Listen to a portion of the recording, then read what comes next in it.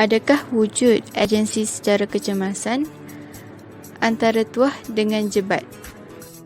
Mengikut Seksyen 142 Akta Kontrak 1950, agensi secara kecemasan bermaksud satu keadaan di mana seorang ejen terpaksa melakukan satu tindakan di luar arahan prinsipalnya dalam keadaan kecemasan untuk mengurangkan kerugian prinsipal.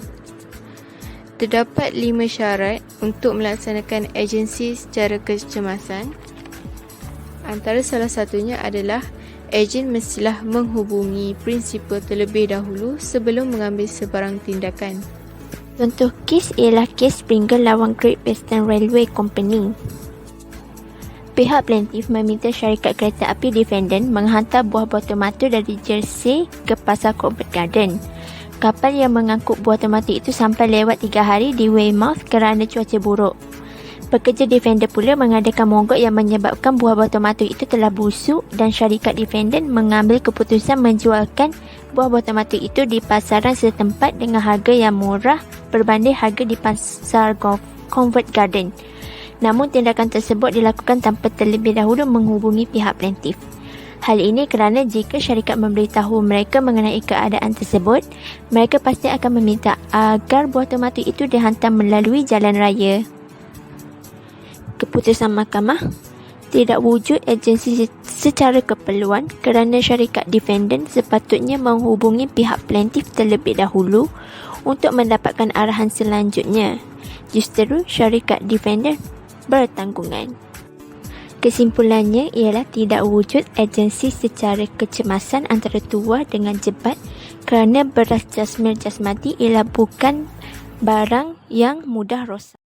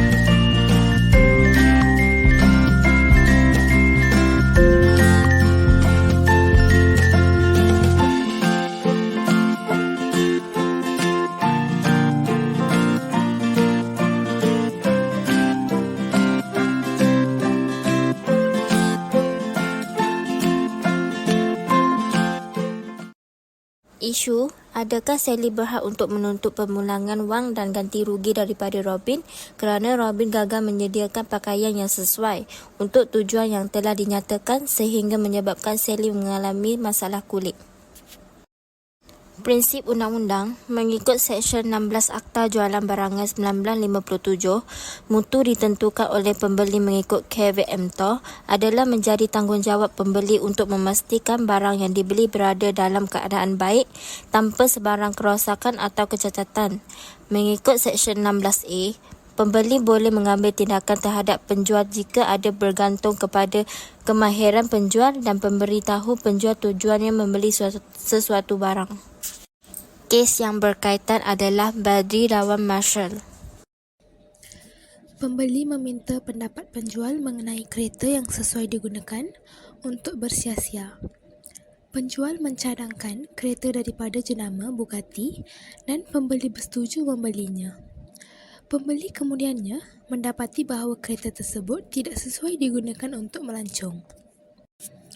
Keputusan mahkamah, daripada bukti yang ada, pembeli sememangnya menunjukkan kebergantungan kepada kemahiran penjual dalam membuat pemilihan.